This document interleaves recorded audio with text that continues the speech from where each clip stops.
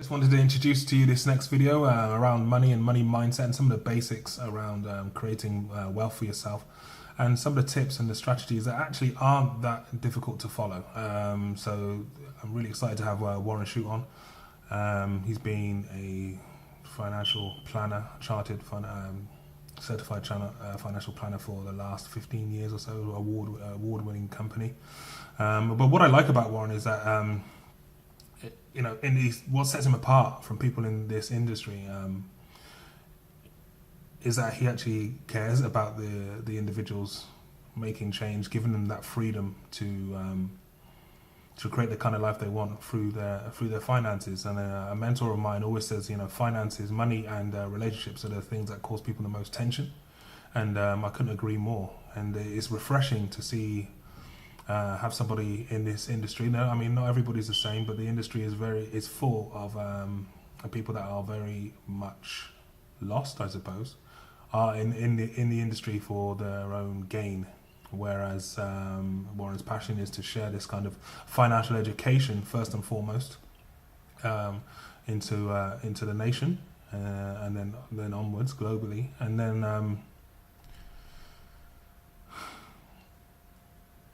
It's big. The vision is bigger than himself. Put it that way. And I think everybody that we try and introduce him, everybody that we interview, everybody that is a speaker or attends our workshops or delivers at our workshops, I should say, they all have that in mind, which is why he's on this. So without any further ado, check this out. You're really gonna love it. There's some great useful tips on there, and to get you kind of more financially free, financially savvy, and start creating things for yourself that you probably don't think that you can do. It's just knowing these habits, So a really insightful interview, and I hope you enjoy it.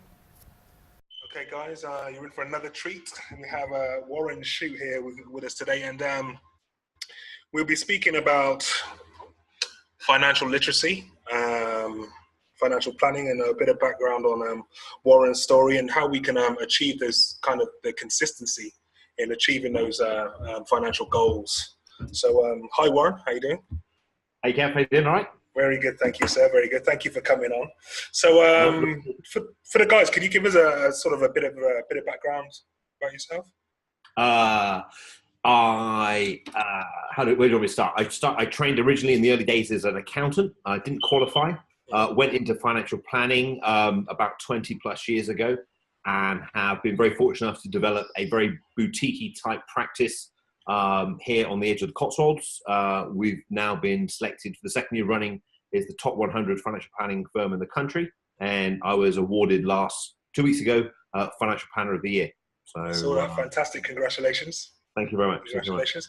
You have a really interesting story. I wouldn't mind about why you wanted to get into this. I always sort of badger you for this when I interview you. But could you you share that with it was an old girlfriend, and why do you want to get into the whole financial thing in the first place?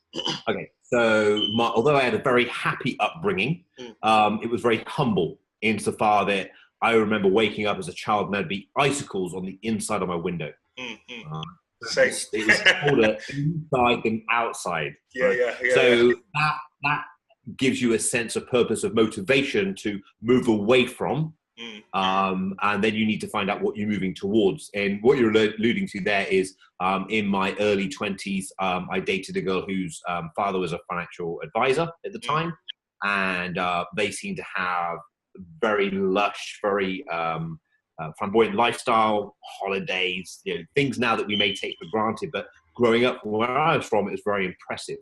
And I always looked at and never thought that he did anything particularly special, or he wasn't overly academically intelligent, and I just wondered whether I could emulate that and do something similar.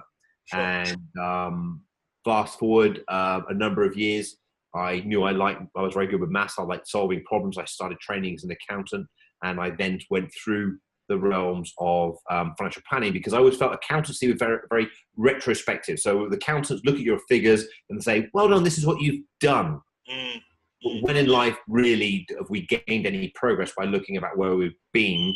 It's really about where we're going, because our past can help us learn about our future, but our past doesn't equal our future. It's our decisions we make that impact our future. So it's very important for me to look forward and to have what I call a compelling vision. Sure. Okay. And that's why I went into financial planning. Can you talk a bit more about that compelling vision? Yeah, sure. So, I get a little plug in my book. It's a 5-step process that we work with clients over. And the first step is all about creating a compelling vision. What is it? Why is it you get your ass out of bed in the morning and go to work? What is it you're doing it for? Because if you're just doing it to pay the bills, then stop. Really, well, come on. Life is too precious just to be wasted going through the treadmill every day. So it's really about saying one of the questions I use to my clients, how do you want to spend the rest of your life? And then just shut up. Yeah, sure. You see them scramble in their brain a little bit, and then they start talking. And they initially start talking about their conscious values, what's important to them. But then really just allow them to keep speaking and just be quiet, just prod them and lead the conversation, and they'll really start uncovering some deeper meaning, some things that are really, really important to them. Sure. So those values really are the foundations for their compelling vision, their future, what it is they really want to achieve in their life. Sure. So it's funny because we do something similar. Cause it's about achieving outcomes in the work we do as well. And what I find interesting is, I'm not sure if you come across this as well. There's a lot of people that literally don't have that. They don't.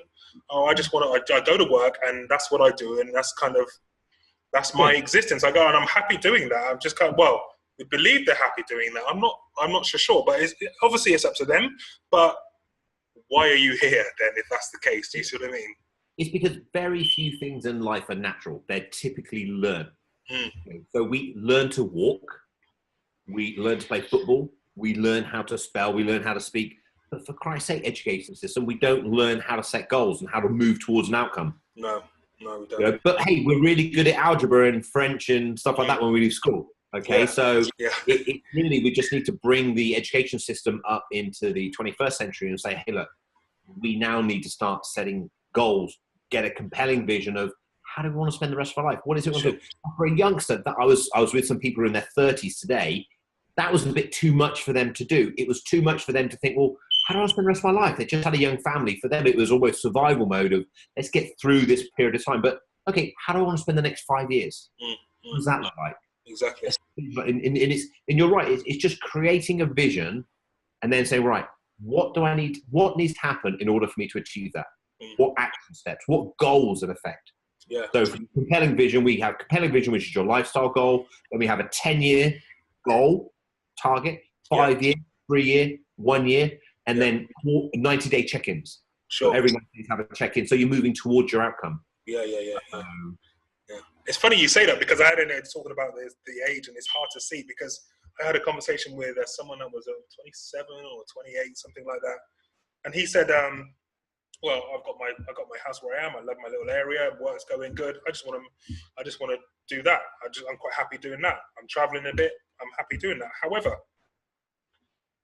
what I was trying to get across was there's still something that you need to do in order to just, even if it's a thing of sounds like maintenance, then there's still something that you need to do on a regular basis to achieve that maintenance. It's not, and you just, by doing nothing, you actually regress, in my mind. Anyway, that was my argument.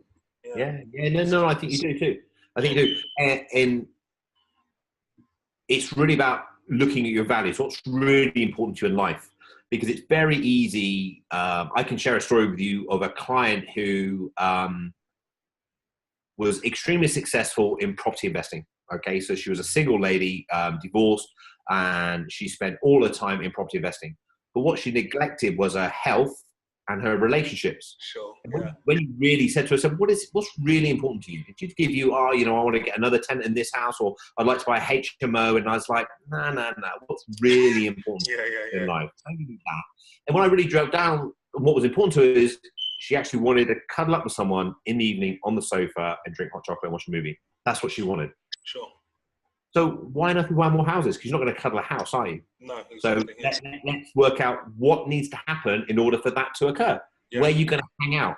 I don't want you hanging out in bars, because you hang out in a bar, you're going to start attracting guys who just get pissed all the time. Yeah. You hang out in areas where there are guys that you're attracted to who are going to be like that. Yeah, sure. take conscious decisions to move towards that. And it might sound a bit odd for a financial planner to say, what are you doing talking about relationships? Don't you just do money and life insurance? But no, the foundation really is, how do you want to spend the rest of your life? Of course, and it's exactly the same thing. It doesn't matter, and you need, the whole thing about the Living Full project is you need all these areas covered. Relationships and money are the ones that create the most amount of tension for people as well. Mindset, health, and fitness, and all those other types of things can all fit in, but they're all equally, they're all really important. It's not just a one area thing, otherwise you're just going to fall away in another side of your life. Yeah, you're absolutely right. It is. It's all those different pillars, and not trying to be an expert in any one of them, but just keeping them all developing over time, steadily improving on them, and setting yourself long-term goals. Yeah, sure. I couldn't agree more. You touched on it earlier, and you were saying something about the financial education and the whole education system. And my thing is about these kind of soft skills and being self-aware and showing empathy and things like this, and also finance. Why are we learning finance from our parents still? And there's nothing wrong with that, especially, it's funny because there's that old adage, the rich get richer and the poor get poorer. But then if you are fortunate enough to have parents that are extremely good with money, then the chances are you'll be in a better position financially than you would if you hadn't. So, for my own personal story, my dad, miser, doesn't spend anything. And my mum, terrible, absolutely terrible, which is a lot of the forces, a lot of their early arguments with that, But so I had to kind of go and work it out for myself, and it took a long, long time. And even now, I still have the old triggers of wanting that immediate gratification or whatever that still lingers within me, because of what I picked up from my parents, and you can quite easily see then that generation after generation after generation stay in the same type of financial band, Yeah, definitely.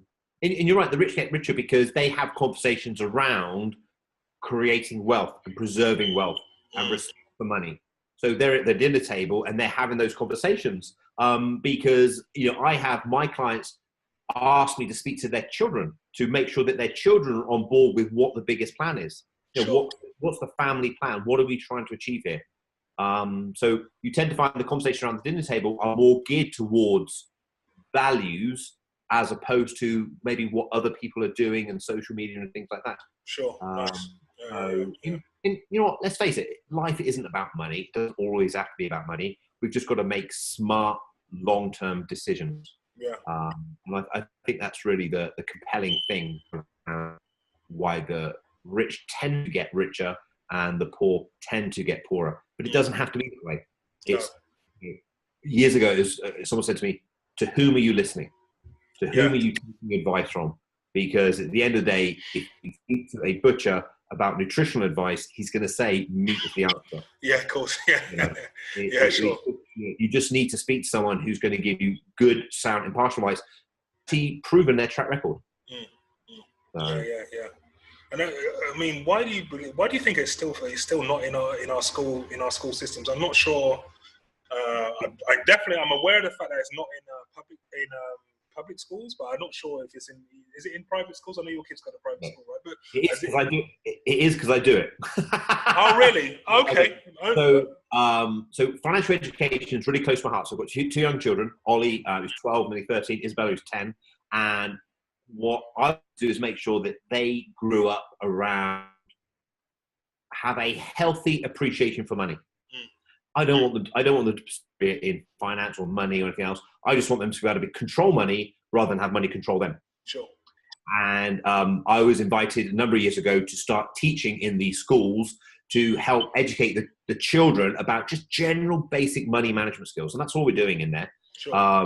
So I've kind of taken that on a step further. And now WarrenShoot.com is whole strapline is financial education for the nation. There's no products, there's no selling. It's pure education. We answer questions that people raise. We just try to inform people. Today, we just shot a couple of videos. One was on the stock market. It's the 30th anniversary of the stock market crash in '87. And the second one was all about the mountain debt crisis. How do we buy our first house?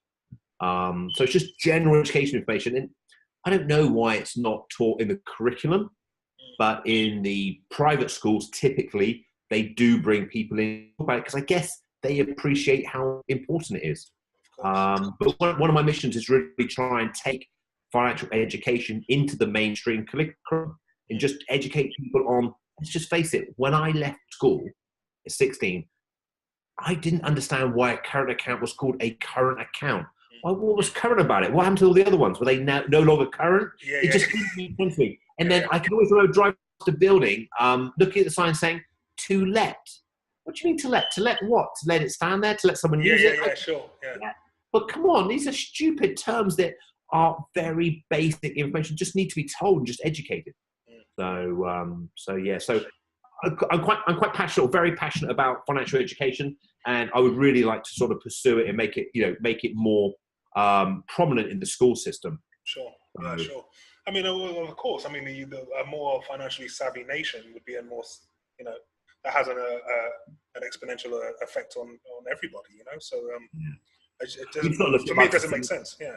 Yeah, you just got to look at like Singapore, China, and India. They're really plowing into education, but they're not plowing into education like learning Latin and learning the traditional sort of subjects. Yeah. They're really developing people on the way things are going. Because whatever we teach our children today, we're failing them.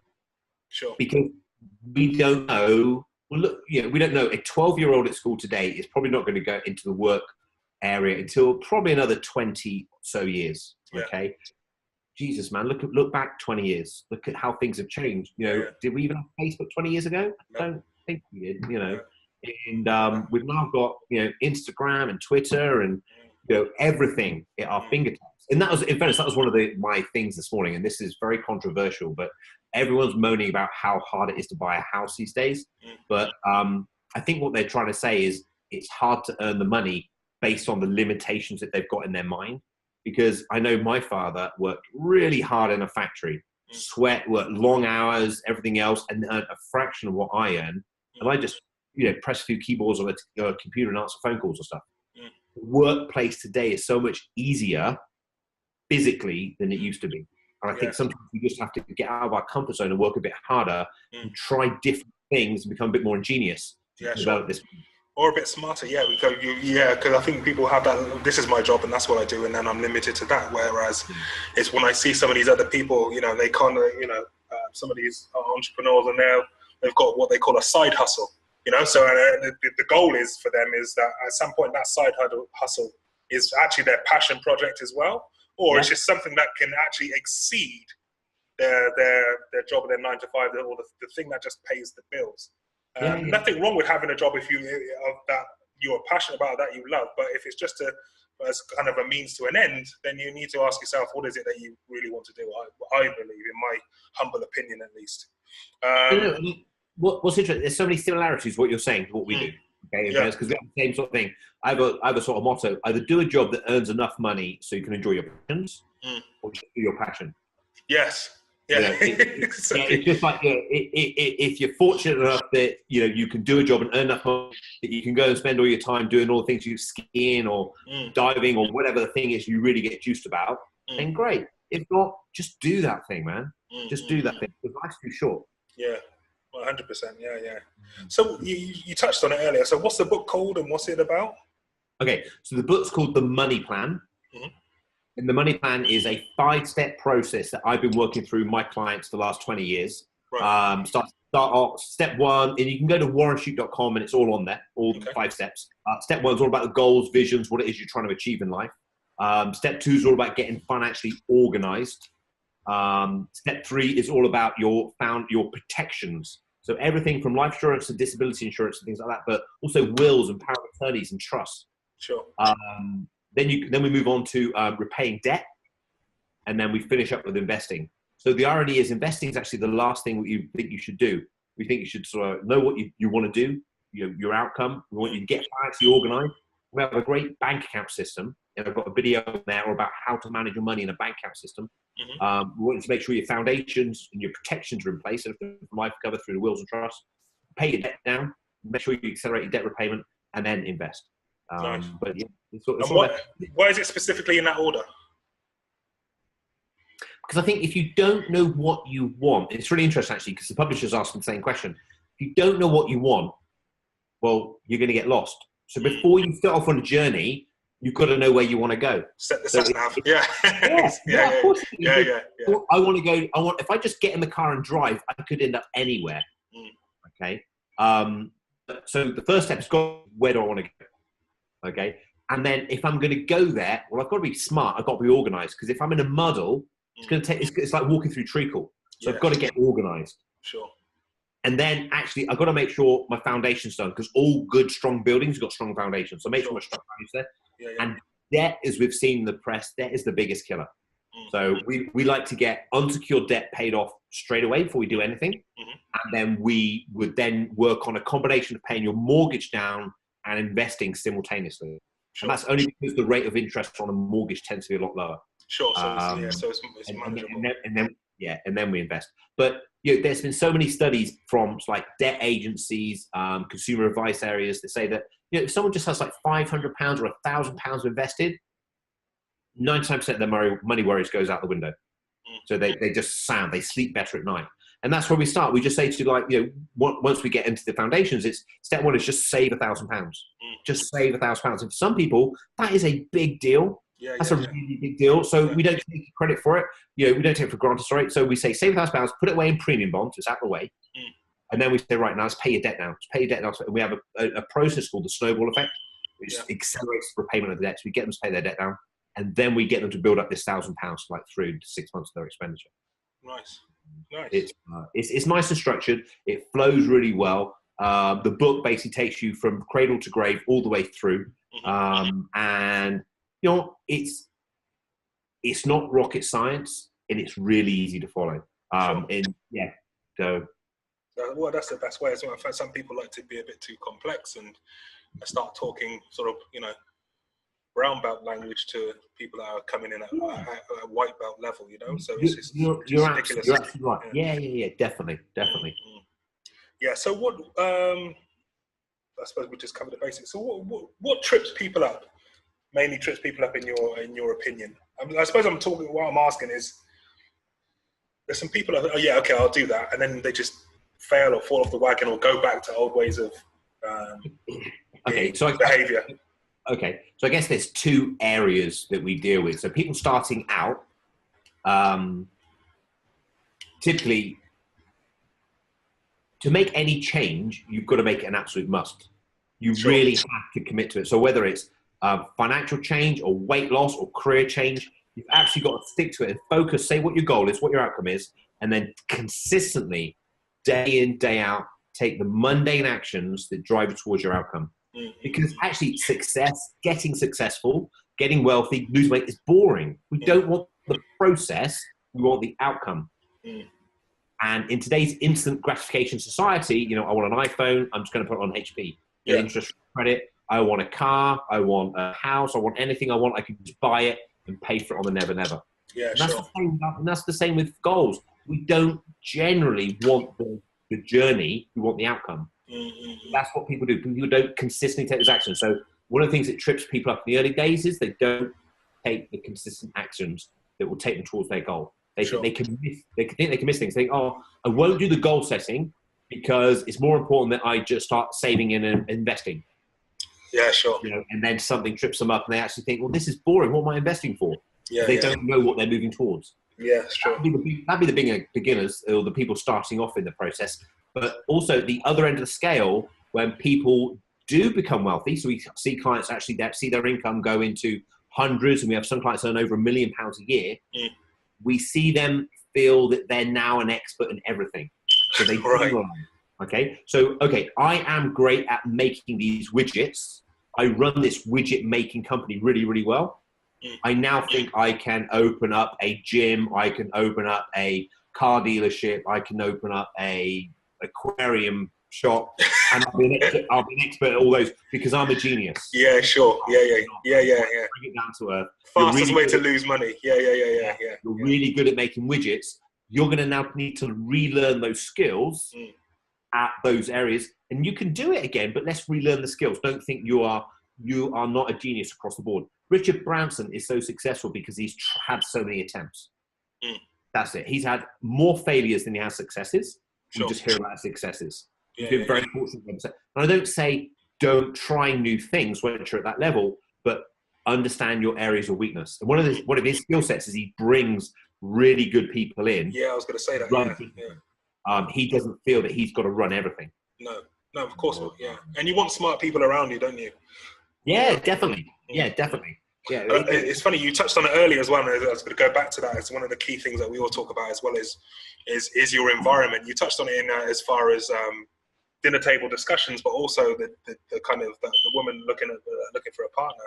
And it's about putting yourself in those environments with people that with the same values as you, that will get you those kind of results you want. So knowing what you want then is extremely important for and in anything, any walk of life. Yeah. Knowing what you want, being part of a group, being part of a social network, a coaching program type thing, being part of that massively improves your success rates. So there was a study done by I think it was the American College of Medicine. It looked at all different diets and nutrition programs, low carb, low fat, balanced nutrition, all these different things. There's about 5 or 6 different diets. And what they actually concluded is most of the diets all work the same if they were followed. So whether you were a low carb eater, whether you was a low fat eater, balanced eater, actually they all gave pretty much over time about the same result. But the one group that excelled by about 225% was the group that had a community. So when they went to like a Weight Watchers or something, they went to a group because they had accountability, because they had community, they could share these ideas. They had a 225% improvement. Wow. Yeah. So that just really to me shows how important having a coach and having a team group is to me. Yeah, sure. Yeah, 100%. What do your most successful clients do then? Is it? I suppose you've kind of answered that. Is that they're just consistent, or is there something else you would think? They have longer term goals. Okay. And they do almost the mundane very well. Right. Okay, they do the regular habits extremely well. Sure. So when you talk to them, they want to achieve things in their lifetime. They always have a future vision, this compelling vision. They always their tomorrows are always greater than their past. Okay, so they're looking at the future. They want to achieve more. They want, and that more may not always be financial. That more might be spending more time with their family. It might be helping other people. It might be actually helping the church. All sorts of things. Their future is always bigger than the past. Sure. And they're very humble. Most of them, at least, are very humble. They don't actually consider what they do as anything special. They just regularly continue to invest, continue to make good decisions, and it's quite interesting actually because they do take time over making decisions. They make informed decisions. And in fairness, that's what they work with me for. They almost like a sounding board as their coach to make good decisions. Yeah, that's good. Okay. So you said earlier on that you're really passionate about the financial education and stuff, but why is that? What makes it, why is it such a passion for you? Because I don't believe people need to struggle to the extent that they do. Because I think growing up from fairly humble beginnings, when you struggle and you come through it, you never really forget what it was like. I can remember once coming into some money and it was cash. I thought, I'll put it in the account because I can transfer it to this other account and do some stuff with it. When I put it into the account, they said, oh no, you can't do that. It's just paid your overdraft off. And I'm like, right, yeah.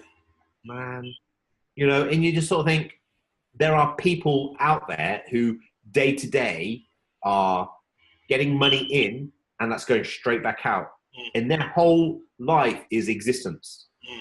And I just sort of think if I can help in a little way to help bring a bit more enjoyment to their life, to allow them to take a pause, step into reality and say, it doesn't have to be this way, and then make slow but consistent progressions. Let's face it, if you don't have any financial education, you have no financial resources, you're not going to become super wealthy and independent overnight. No.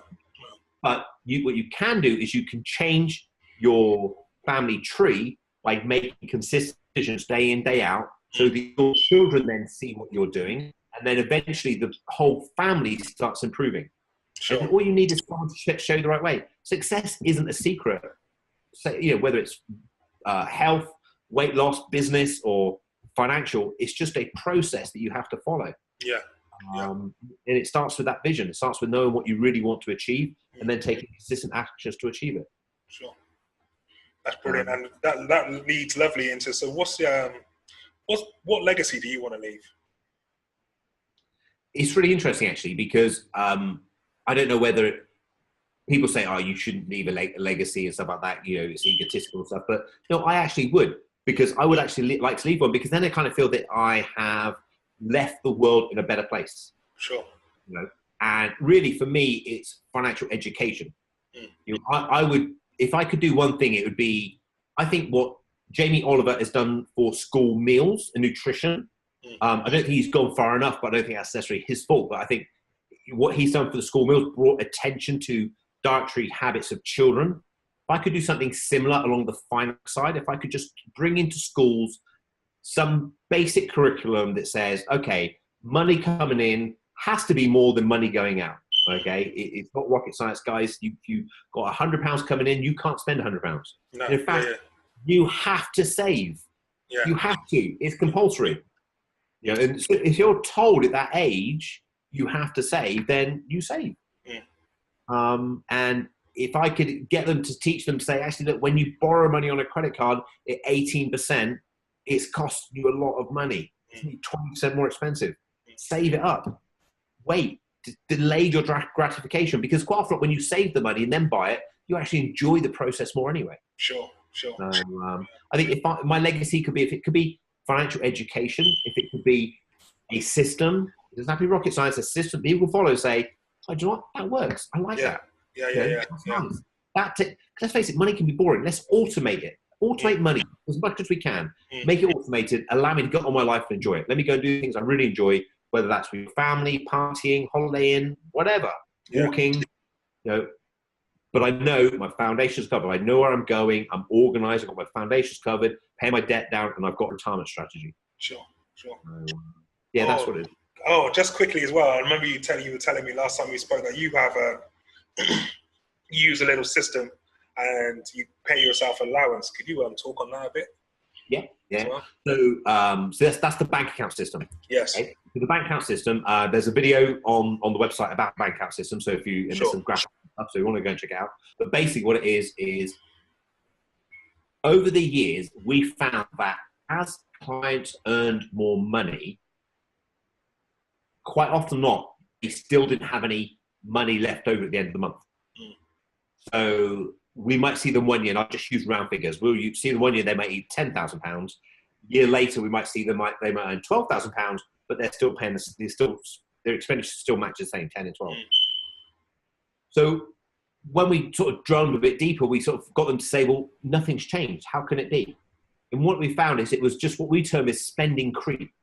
So just little incidentals, whether it might be a cost of coffee here, a meal out there, getting your hair done a bit more frequently, buying a few more items on Amazon, downloads, whatever it might be, whatever your thing is, it was spend creep. So what we then did, we said, well, look, people don't like budgets. I don't personally believe diets work. Eating plans do. Give people parameters, that's fine. But if you pigeonhole someone too much, they can do it for so long, but then they're going to resist. They're going to break away. Yeah. So what we did is we set a system up to say that, okay, when you get paid, have that money paid into a bills account. And then from your bills account, have all your regular committed activities going out, all your utilities, your rent, your mortgage, everything that's regular. And then once a week on a Wednesday, into your spending account, your personal account, which we call your WAM account, your walkabout money account, pay yourself an allowance. And that is your weekly allowance. That's what you spend. Okay. And then whatever you spend variable, so whether it's fuel, haircuts, just buying a Costa coffee, meals, anything online transactions, any variable spend, you spend out of that money. And when that money's gone, it's gone. And then you get paid again the following Wednesday. And then you repeat the process.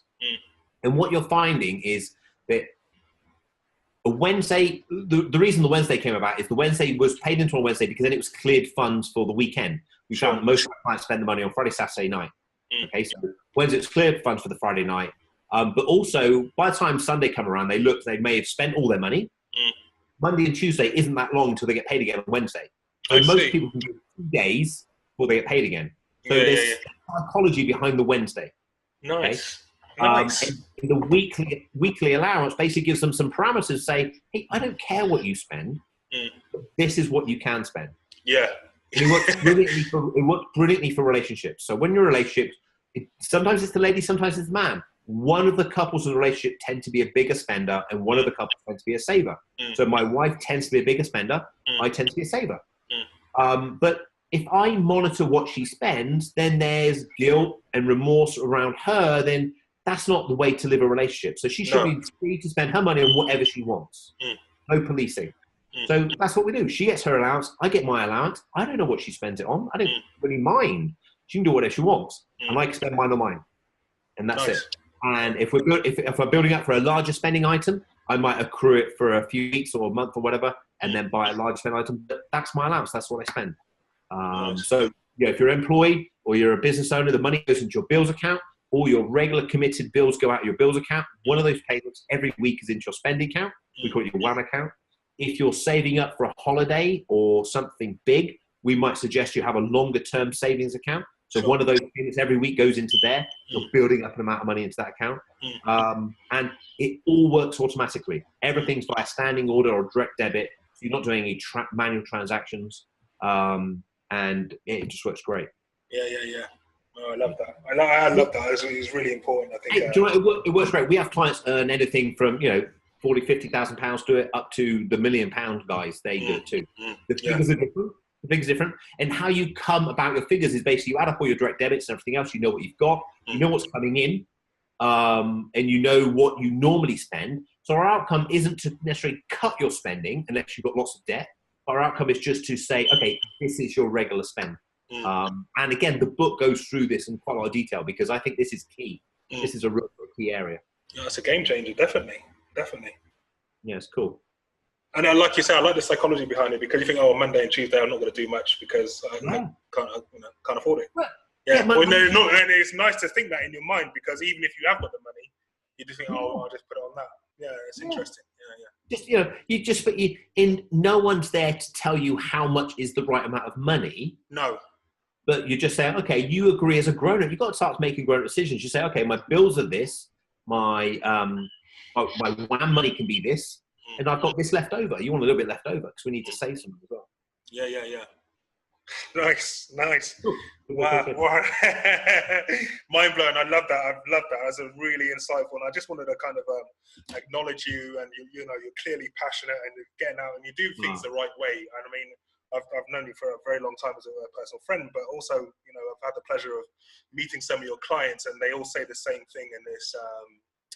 It's all good news, and it's amazing to hear something that is quite, let's say it, boring. Like you said, money and financial planning there's a whole element around adjusting people's mindsets and actually freeing them up to have, create lives for themselves. And that word again comes up again, freedom, giving them financial freedom, that breathing space, and actually, taking the stress out of people's lives, I think is a massive thing you're doing, and I wanted to sort of acknowledge you for that, and thank you very much for your time as well. Yeah, it's been good. Enjoyed it.